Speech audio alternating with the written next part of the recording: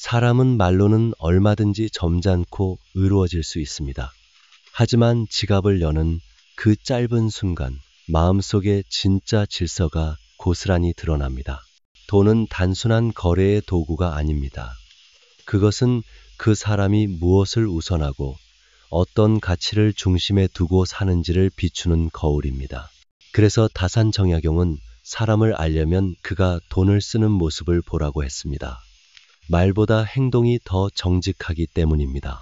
우리는 흔히 가족을 위해 산다, 효를 중히 여긴다고 말합니다. 그러나 부모의 병원비 앞에서, 배우자의 작은 필요 앞에서, 자녀의 배움 앞에서 그 약속은 자주 시험받습니다. 자신을 위해서는 고급스러운 물건을 쉽게 사면서도 가족의 필요에는 주저한다면 그 사랑은 말뿐일 가능성이 큽니다. 반대로 자신은 검소하게 살면서도 가족에게 아낌없이 쓰는 사람은 이미 돈보다 사랑을 우선하는 사람입니다.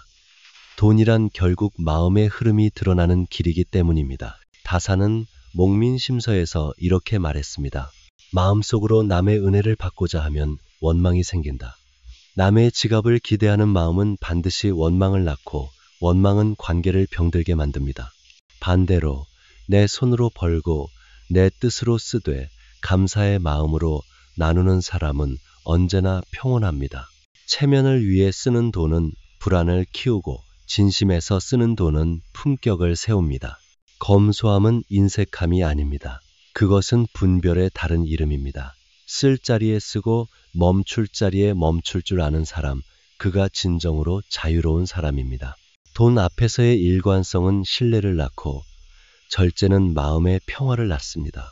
하루 동안 우리가 쓴 돈의 영수증에는 단순한 숫자가 적혀 있지 않습니다. 거기에는 우리의 인격, 삶의 철학, 그리고 사랑의 순서가 함께 새겨져 있습니다. 실행 과제, 오늘 하루의 소비를 떠올리며 무엇을 위해, 누구를 위해, 어떤 마음으로 썼는가를 조용히 적어 보십시오. 그 한 줄의 기록이 내일의 나를 조금 더 맑게 비춰줄 것입니다. 돈은 숫자이지만 그 숫자가 향하는 방향에는 마음의 무게가 담겨 있습니다. 우리가 누구를 위해 돈을 쓰는가, 그 대상이 곧 사랑의 방향을 말해줍니다. 부모에게 드린 작은 용돈, 배우자의 건강을 위한 지출, 자녀의 교육비는 단순한 비용이 아니라 관계를 지탱하는 정성의 표시입니다. 반대로 자신을 위해서만 지출이 집중되어 있다면 그 사람의 세상은 점점 좁아지고 결국 혼자 남게 됩니다. 맹자는 측은지심은 인의의 단서, 착연지신 련이즈다니라 했습니다. 남을 불쌍히 여기는 마음이 곧 련의 시작이라는 뜻이지요. 정약용 또한 애절양 아이제영에서 부모의 고통을 외면한 자식의 마음을 꾸짖으며 은혜를 알고도 행하지 않음은 불효보다 더 큰 죄라 했습니다. 이 두 가르침은 모두 같은 방향을 가리킵니다. 사랑이란 말로 증명되는 것이 아니라 무엇을 내어주는가로 드러난다는 사실입니다. 현대의 많은 중년들은 가족을 위한다고 말하면서도 정작 돈의 흐름은 다른 곳으로 흘러갑니다. 예를 들어 어떤 아버지는 부모님의 병원비가 부담된다며 미루면서도 매주 골프 모임에는 수십만 원을 씁니다. 그는 가족을 위한다고 믿지만 사실은 자신을 위로하기 위한 소비에 빠져 있는 것입니다. 반면 또 다른 이는 자신의 병원비를 아껴가며 자녀의 등록금을 챙깁니다. 이런 선택이야말로 진정한 사랑의 표현입니다. 사랑은 말이 아니라 희생의 방향으로 증명됩니다. 돈은 사랑의 온도를 잴 수 있는 가장 솔직한 도구입니다. 가족을 위한다고 말하면서 그들을 위한 소비가 거의 없다면 그것은 스스로를 속이는 일입니다. 한 달 지출 내역을 펼쳐보면 마음의 지도가 그려집니다. 어디에, 누구에게, 얼마를 썼는가, 그 흐름이 곧 인생의 우선순서를 보여줍니다. 실행과제, 이번 달의 지출 내역을 정리해 보십시오. 나 자신을 위한 소비와 가족을 위한 소비의 비율을 적어보며 그 균형이 진심의 방향과 일치하는지 살펴보십시오. 사랑은 결국 돈이 흘러간 그 길을 따라 증명됩니다. 사람은 누구나 타인의 시선을 의식하며 삽니다. 그러나 문제는 그 시선이 우리의 소비를 지배할 때 시작됩니다. 남이 보는 자리에서는 값비싼 옷을 입고 SNS에는 고급 식당의 사진을 올리며 그 순간만큼은 스스로를 성공한 사람으로 느끼려 합니다. 하지만 이런 소비는 결국 자신을 속이는 일입니다. 보여주기 위해 쓰는 돈은 따뜻하지 않고 오히려 마음을 점점 비워갑니다. 다산 정약용은 청렴은 검소에서 나오고 검소는 절제에서 나온다고 했습니다. 절제가 없는 검소는 위선이 되고 검소 없는 청렴은 허상에 불과합니다. 진정한 품격은 돈을 얼마나 쓰느냐가 아니라 남이 보지 않는 곳에서도 일관된 마음을 지키는 데 있습니다. 어떤 이는 혼자 있을 때는 검소하지만 사람들 앞에서는 과시하려고 씁니다. 이런 소비는 체면을 위한 것이지 마음에서 우러난 것이 아닙니다. 반면 남이 보지 않아도 기꺼이 따뜻한 소비를 하는 사람, 그는 이미 돈의 노예가 아니라 주인입니다. 요즘 사회는 SNS가 새로운 무대가 되었습니다. 누군가는 여행 사진을, 누군가는 명품 가방을 올리며 행복을 증명하려 합니다. 그러나 정작 그 이면에는 공허와 피로가 있습니다. 타인의 시선을 위해 산다는 것은 결국 자기 존재를 타인에게 맡기는 일입니다. 보이기 위한 소비는 잠시의 찬사를 얻을 수는 있어도 오래된 신뢰나 존경을 얻지는 못합니다. 한 직장인이 있었습니다. 그는 회사에서는 검소한 척했지만 회식 자리에서는 누구보다 비싼 술을 주문하고 SNS에는 성공한 삶의 이미지를 올렸습니다. 하지만 통장 잔액은 늘 바닥이었습니다. 그의 소비는 행복을 만드는 것이 아니라 불안을 감추는 가면이었습니다. 반대로 어떤 이는 소박한 밥상 사진을 올리며 오늘도 감사하다고 적습니다. 그 한 줄이 진심의 무게를 보여줍니다. 실행 과제. 다음 만남에서는 보이기 위한 소비 대신 마음이 따뜻한 소비를 실천해 보십시오. 누군가에게 커피 한 잔을 건네는 진심, 말 한마디의 배려, 그것이야말로 돈이 전하는 가장 아름다운 형태의 소비입니다. 검소하다는 것은 단지 돈을 아끼는 것이 아닙니다. 그것은 무엇을 위해 쓰고 어디서 멈출 것인가를 아는 분별의 덕목입니다. 인색한 사람은 쓰지 않음으로써 불안을 달래지만 검소한 사람은 쓸 자리를 알아서 마음을 다스립니다. 두 사람의 지갑은 닫혀 있지만 그 이유는 전혀 다릅니다. 인색함은 두려움에서 비롯되지만 검소함은 지혜에서 나옵니다. 정약용은 경세유표에서 절용이 곧 절도다, 자제용 절두예라 했습니다. 쓰는데 절제가 있어야 삶의 질서가 선다는 뜻입니다. 검소는 세상을 거부하는 금욕이 아니라 질서 있는 마음의 표현입니다. 자신을 위해서는 절제하되 타인을 위해서는 아낌없이 쓰는 것, 이것이 바로 성숙한 검소입니다. 어느 마을에 한 노인이 있었습니다. 평생을 시장 상인으로 살아온 그는 남루한 옷을 입고 늘 같은 반찬으로 식사했습니다. 사람들은 그를 인색한 사람이라 여겼습니다. 하지만 어느 날 큰 홍수가 나서 마을이 피해를 입자 그 노인은 자신의 전 재산에 가까운 돈을 수재민들에게 내놓았습니다. 내가 아낀 것은 쌓기 위함이 아니라 쓸 자리를 기다리기 위함이었소. 그의 한마디는 검소의 참뜻을 일깨워 주었습니다. 진정한 절약은 목적 없는 축적이 아니라 때를 기다리는 지혜입니다. 우리는 흔히 아껴야 산다는 말을 합니다. 그러나 아무 데서나 아끼다 보면 필요한 자리에서도 손을 떼게 되고 결국 사람의 정이 메마릅니다. 반대로 아무데나 쓰다 보면 허영이 습관이 되어 삶의 중심을 잃습니다. 검소한 삶이란 그 두 극단 사이에서 균형을 잡는 삶입니다. 돈을 어디에, 왜 쓰는가를 돌아보면 우리의 마음이 보입니다. 단순한 지출이 아니라 나의 가치관이 드러나는 순간이죠. 검소는 돈의 문제가 아니라 정신의 문제입니다. 절제 속에서 품위를 지키는 사람은 가진 것이 많지 않아도 삶이 단단합니다. 실행 과제. 오늘 하루의 지출을 기록해 보십시오. 그중 필요한 소비와 습관적 소비를 구분해 보시기 바랍니다. 무엇을 위해 어떤 마음으로 돈을 썼는지를 구분하는 그 연습이 바로 검소함의 시작입니다. 돈을 빌리고 갚는 일은 단순한 거래처럼 보이지만 그 속에는 한 사람의 인격이 고스란히 담겨 있습니다. 말로는 믿음을 이야기할 수 있어도 약속된 돈을 갚는 행동만큼은 거짓이 통하지 않습니다. 그래서 다산 정약용은 흠음신서에서 이렇게 말했습니다. 남의 은혜를 비처럼 여기라. 즉, 누군가의 도움을 받았다면 그것을 단순한 호의가 아니라 반드시 갚아야 할 의무로 여겨야 한다는 뜻입니다. 사람은 돈을 빌릴 때는 겸손해집니다. 꼭 갚겠다, 평생 잊지 않겠다는 말을 거듭하죠. 하지만 시간이 지나면 상황이 달라집니다. 갚을 때가 되면 연락을 피하거나 핑계를 대며 미룹니다. 요즘 경기가 어려워서, 갑자기 집안에 일이 생겨서, 이런 말이 반복되면 신뢰는 무너집니다. 돈보다 무거운 건 약속이고 약속보다 귀한 건 믿음입니다. 현대사회에서 가족 간의 금전 문제는 가장 미묘한 갈등을 만듭니다. 형제 사이에, 부모와 자식 사이에 오간 돈이 정이 아니라 상처로 남는 경우가 많습니다. 한 중년 남성은 형에게 돈을 빌려주며 괜찮다, 천천히 갚아라 했지만 몇 년이 지나도 소식이 없었습니다. 결국 그 말은 괜찮다가 아니라 우리 사이는 그만하자는 결말로 돌아왔습니다. 돈의 액수보다 더 큰 상처는 신뢰의 붕괴였습니다. 반대로 어려운 상황에서 빌리더라도 반드시 약속한 날보다 먼저 갚는 사람은 존경을 받습니다. 설령 금액이 적더라도 갚는 태도가 진심이라면 그 사람은 다시 신뢰를 얻습니다. 돈을 갚는 일은 채무의 문제가 아니라 인격의 문제입니다. 정약용은 또 이렇게 말했습니다. 사람과의 관계는 물과 같다. 담으면 썩고 흘리면 막다.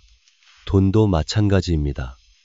맺은 약속이 막히면 관계가 썩고 정직하게 흐르면 관계는 투명해집니다. 돈의 흐름이 곧 마음의 흐름이기 때문입니다.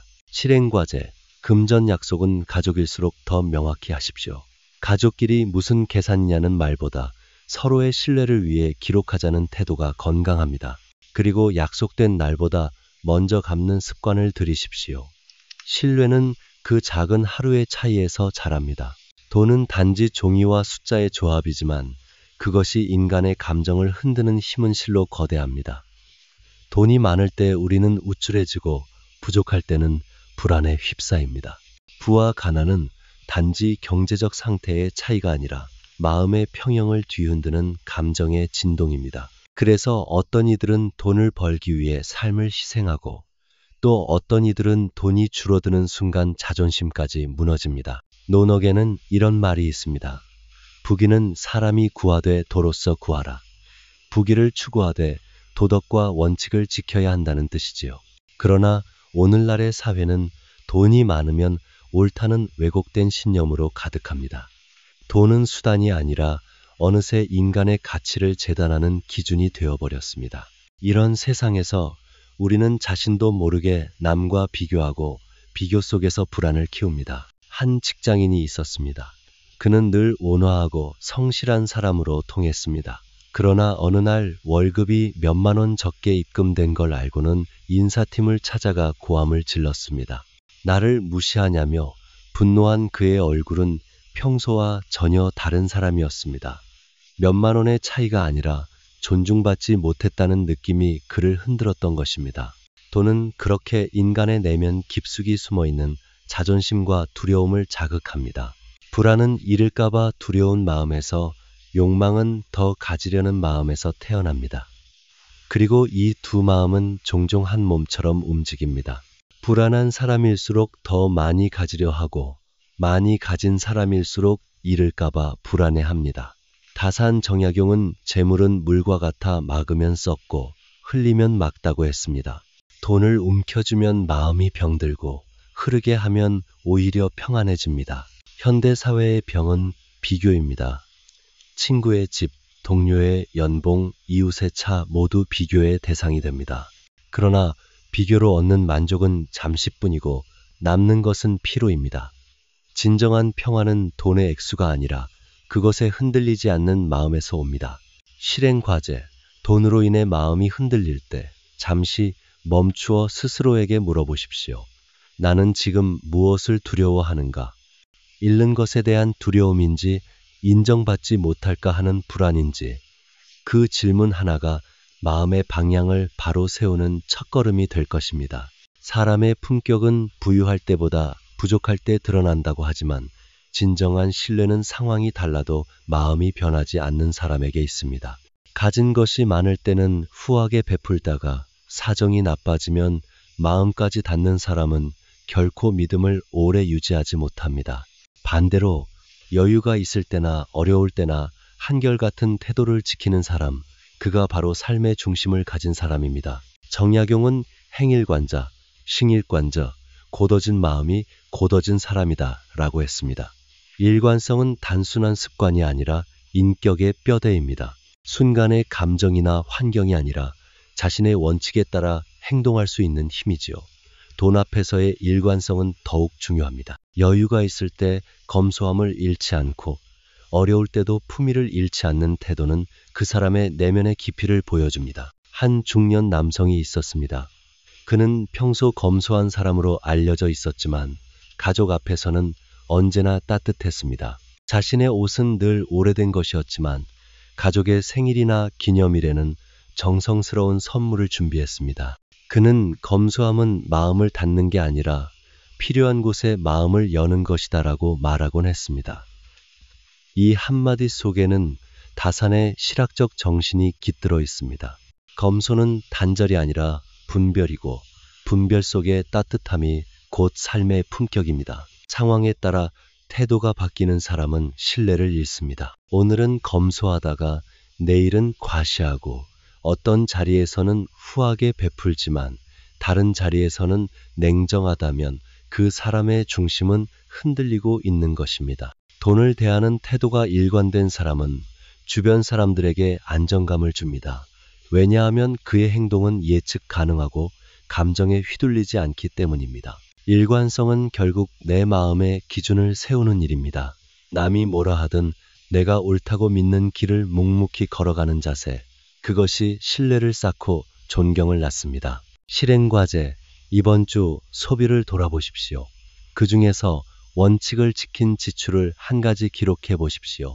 그것이 작은 금액이라도 괜찮습니다. 그 한 번의 선택이 내면의 중심을 세우는 훈련이 됩니다.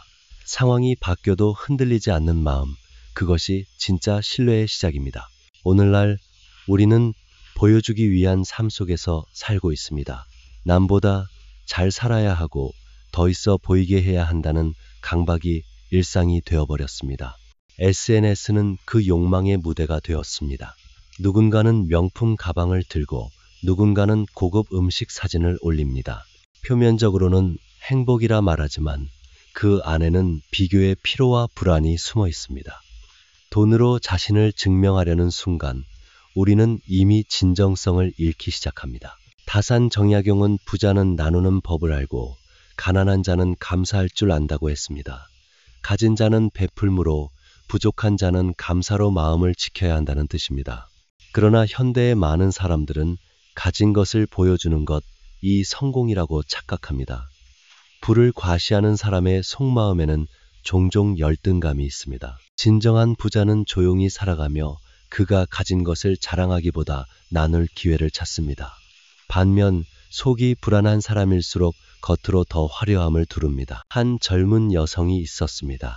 그녀는 매달 월급의 절반을 명품 가방과 신발에 썼습니다.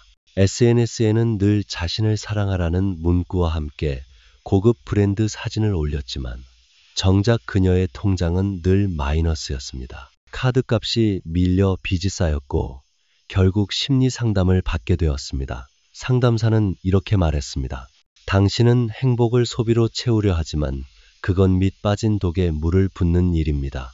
그녀는 그제야 깨달았습니다. 자신이 원한 것은 명품이 아니라 인정과 위로였습니다. 과시는 결국 마음의 공허함을 감추려는 가면입니다. 남보다 잘 보이려는 마음은 비교를 불러오고 비교는 끝없는 불안을 낳습니다. 진정성은 화려함 속에서 자라지 않습니다. 오히려 소박한 일상, 작지만 진심이 담긴 행동 속에서 피어납니다. 한 노부부가 있었습니다. 매일 같은 길을 산책하고 저렴한 찻집에서 함께 차를 마시며 이렇게 말했습니다. 오늘도 함께 있어서 감사하다. 그들의 삶에는 명품은 없었지만 평온과 온기가 있었습니다. 실행과제, 오늘 하루 SNS에 소비 자랑 대신 감사의 일상을 올려보십시오. 오늘의 따뜻한 순간 한 장면을 기록하는 것입니다. 진정한 품격은 비싼 물건이 아니라 마음이 담긴 하루를 공유하는 데서 시작됩니다. 돈은 움직일 때 비로소 제 역할을 합니다. 다산 정약용은 목민심서에서 재물은 백성의 피다 탐하지 말라고 했습니다. 그는 돈을 피와 같다고 보았습니다. 피가 온몸을 돌며 생명을 유지하듯 돈도 세상 속에서 순환할 때 살아있는 것입니다. 멈춰 세워두면 썩고 흘러가면 생명을 낳습니다. 그래서 돈을 가진 자가 나누지 않으면 그분은 곧 병이 됩니다. 나눔은 단순한 기부가 아닙니다. 그것은 마음의 순환입니다. 많이 가진 사람은 베품으로 자신을 정화하고 적게 가진 사람은 감사로 자신을 풍요롭게 합니다. 돈은 그 자체로 가치가 아니라 쓰임으로 의미를 얻습니다.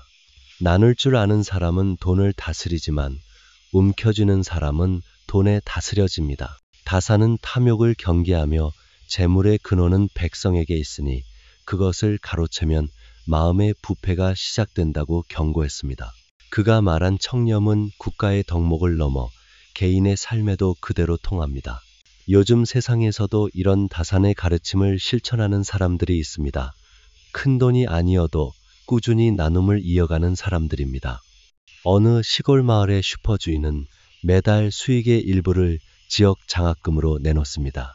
또 다른 이는 자신이 만든 반찬을 매주 독거 어르신들에게 나누어 드립니다.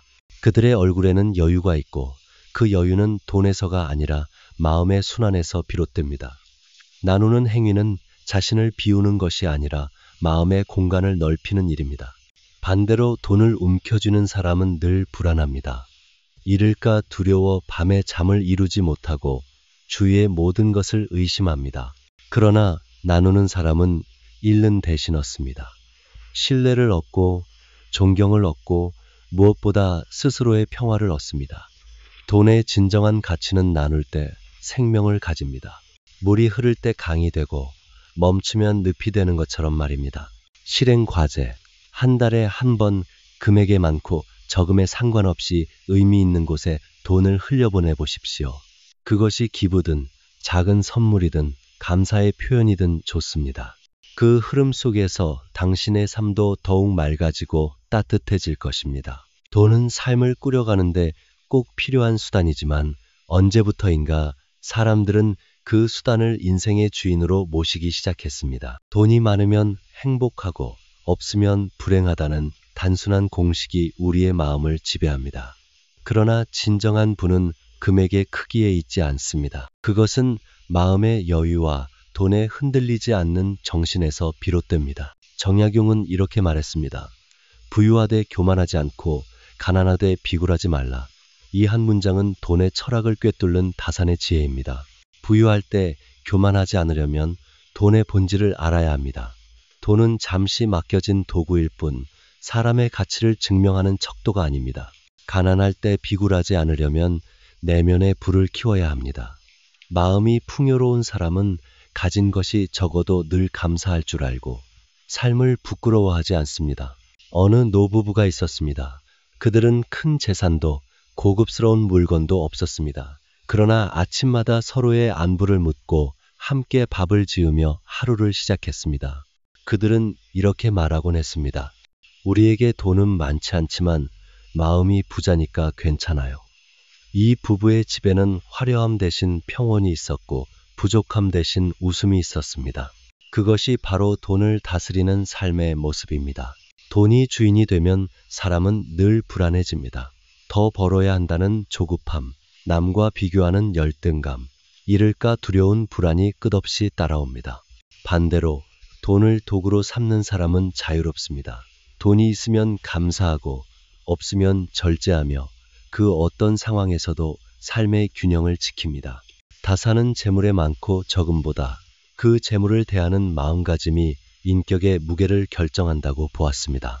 돈이 인간을 지배하는 세상에서 진정한 자유는 돈을 다스리는 태도에서 시작됩니다.